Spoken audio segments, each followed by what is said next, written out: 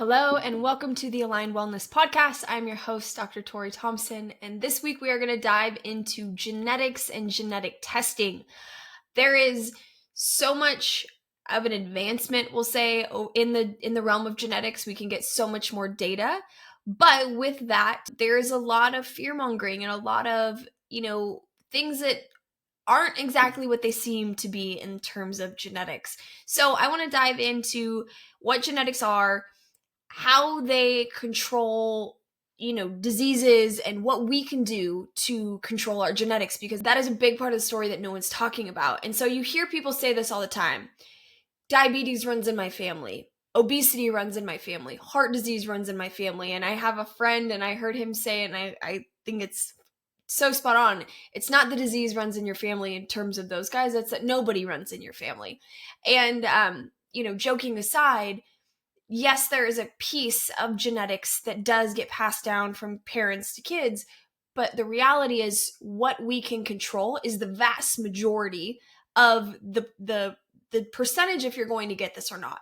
So I like to focus on what I can control rather than what I cannot control. So in terms of genetics, so much of it can be controlled. So we're going to dive into that, what controls it, what you can do, how to set yourself up for success. So the human body has around 20 to 25,000 genes, but what's more impressive is that 99.9% of our genes are identical to each other.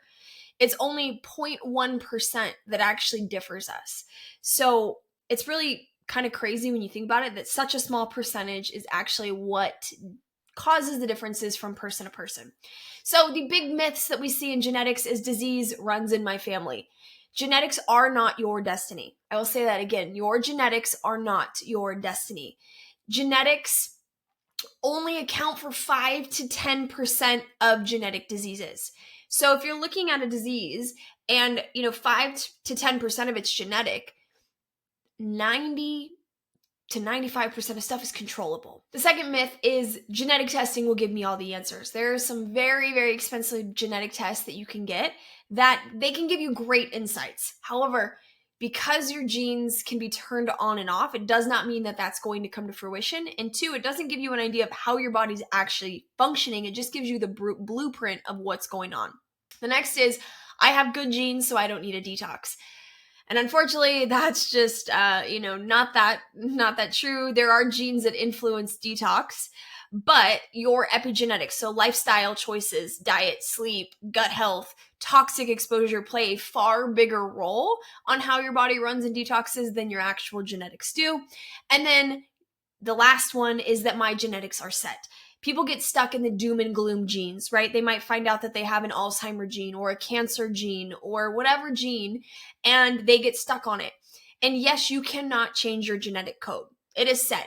How you are born, that is your genetics. However, you can change how they are expressed. So if you have a gene that is a cancer gene or a pathology gene, you can do everything in your power to make sure that that gene is not ever turned on and never expressing.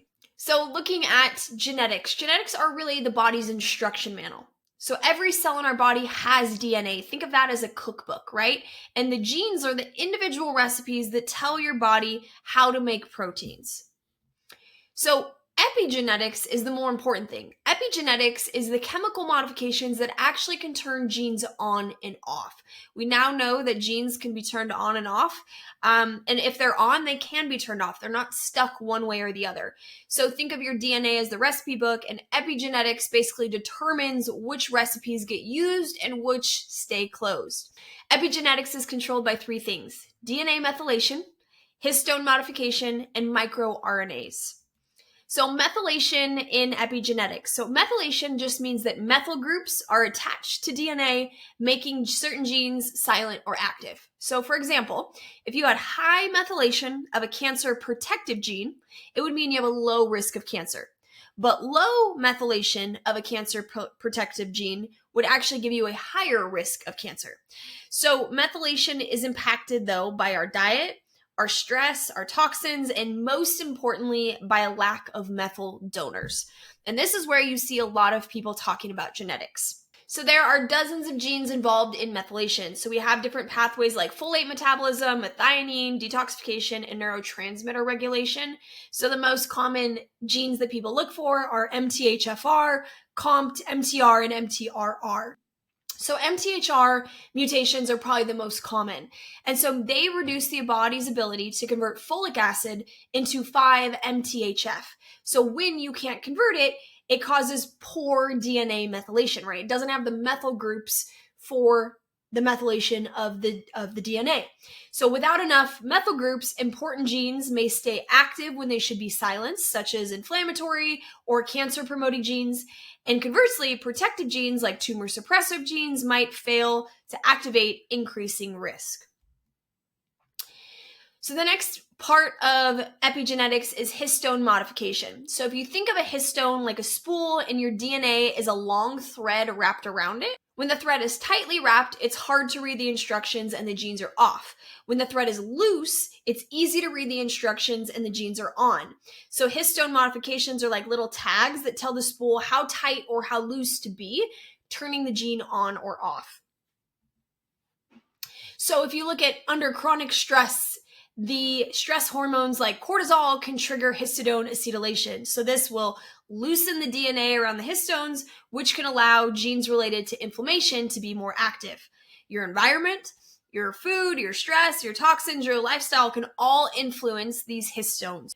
And through a healthy lifestyle, you can encourage the right genes to stay on, and those like a inflammation gene or those that are anti-inflammatory, and the harmful ones, like the ones linked to disease, to stay off.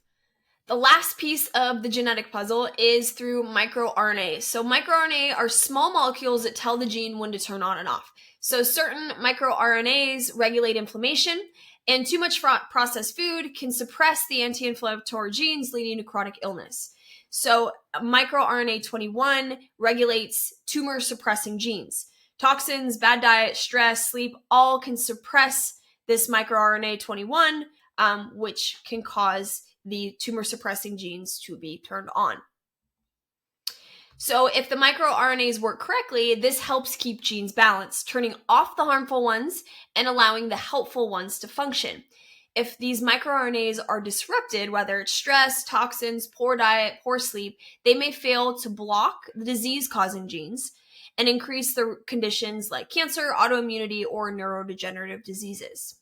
So notable genes that we look for to see, how can we support to make sure these things function well, right? To make sure that our epigenetics are being controlled in a favorable way. Things like the methylation genes. So we can look for MTHFR, COMT, GST. We've got the inflammation genes. We've got neurotransmitter genes. Of course, we have disease genes, right? We can know what we have the disease genes for, just so it gives us more data, not to worry about it, but to go, okay, can I make sure that I have everything in my favor, right? Say you have the Alzheimer's genes, APOE4. Do I have a very low environmental toxin panel, right? Do I have zero heavy metals, plastics, pesticides, mold all in my body? Do I have adequate amounts of vitamins and minerals? Do I have things in that support cognitive health? You can make sure that you can do all these things to support the genes that you can test for. We can look at supplements, so you can see, what things you genetically may need to supplement wise. That could be things like vitamin C or vitamin A or whatever it may be. You might have a genetic predisposition to need a little bit more of that than someone else. We can see sleep and exercise as well. So factors that affect our genetics through epigenetics. The one is diet. The first one is diet, and probably the most foundational thing to really controlling our health in any way. So these nutrients like folate, antioxidants, omega-3s can really help support healthy gene expression, while poor diets, high in processed food, sugar, unhealthy fats, can promote inflammation and disease risk. Stress, chronic stress can influence gene expression through DNA methylation, histone modification, and changes in the microRNA activity. Chronic stress is, they always say stress is the new smoking. Can destroy your health, but definitely through epigenetics, it can can affect all of the factors in controlling our genes. Mold is a big one. Mold can trigger inflammatory pathways that alter these epigenetic markers. especially related to inflammation and detoxification. Mold mycotoxins can lead to gene silencing or activation that affects the body's ability to detox, repair, and manage inflammation. And then toxins. These chemicals and environmental toxins can interfere with these epigenetic processes, such as DNA methylation, histone modification, and microRNA regulation.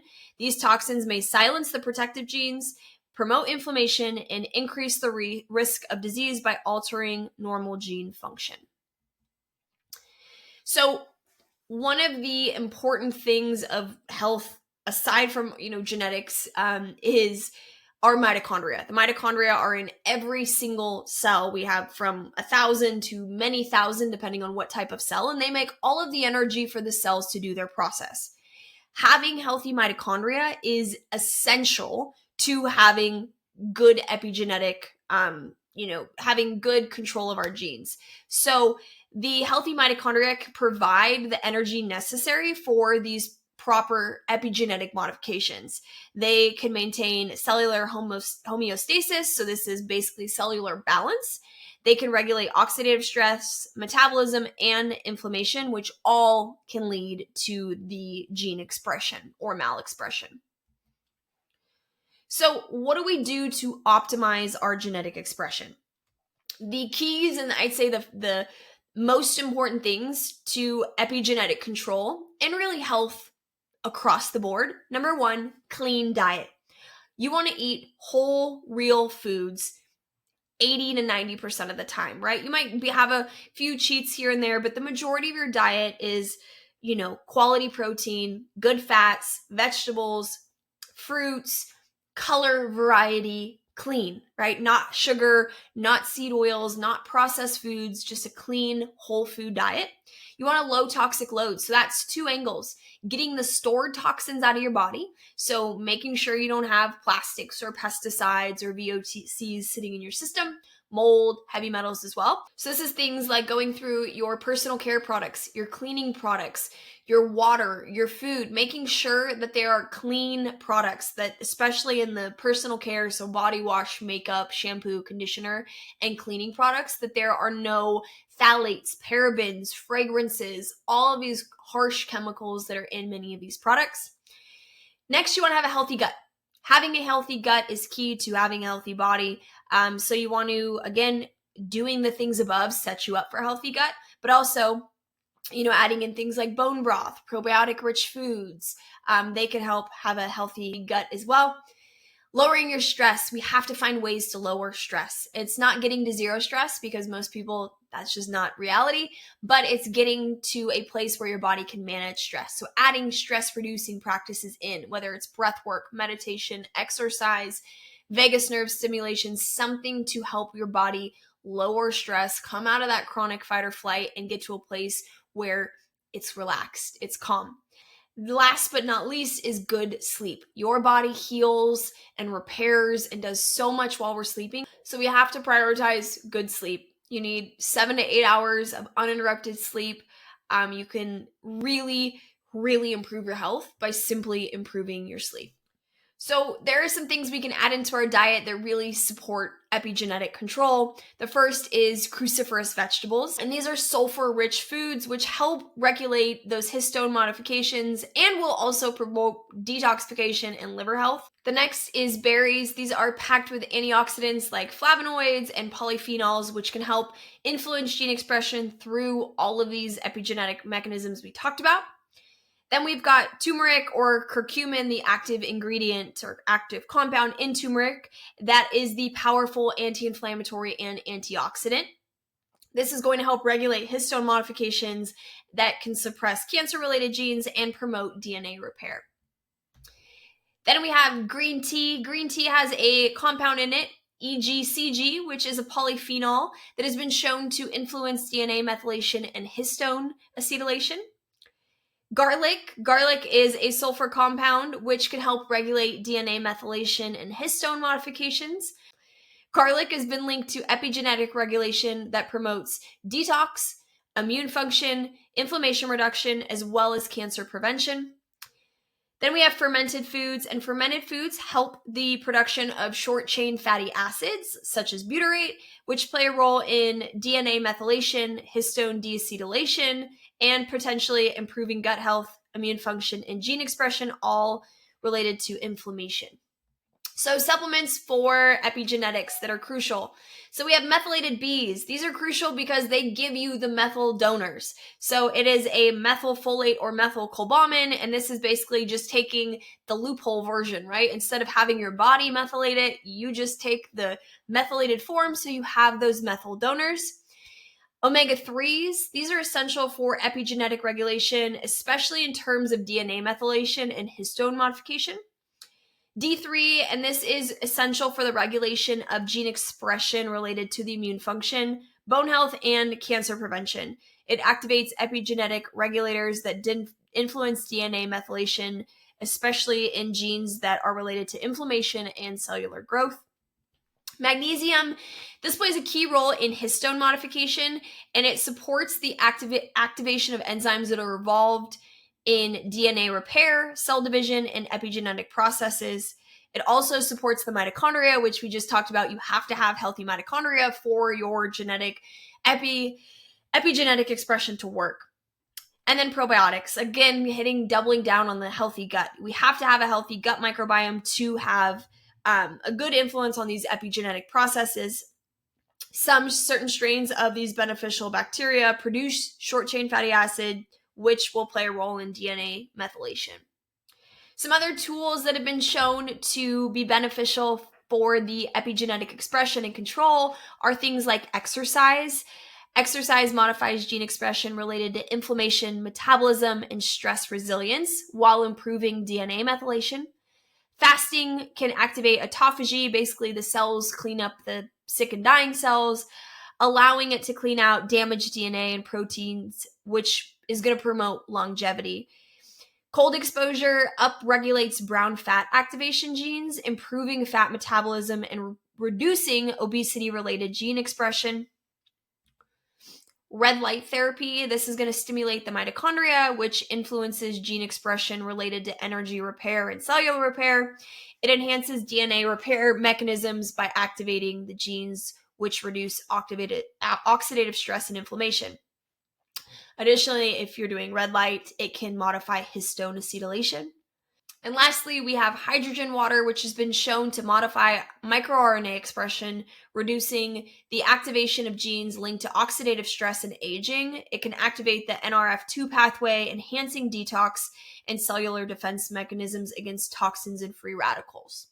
So really, very complicated podcast episode this time, but we really do control our genetics. So really the takeaway is the things in our control outweigh the things we cannot control. We cannot control our genetics. You are born with them, but your lifestyle, your stress, what food you intake, what supplements you take, how you exercise, all of these things can dictate how these genes are expressed down the road, whether they're turned on or turned off. So it is so important to remember that, especially if you do a genetic panel and you see markers that show maybe you have cancer genes or Alzheimer's or neurodegenerative or whatever the pathology may be. Remember, so much is in your control. Don't worry about what you can't control. The gene is already there. Let's focus on what we can control. So like we talked about, sleep, stress, diet, toxic load, all of those things are imperative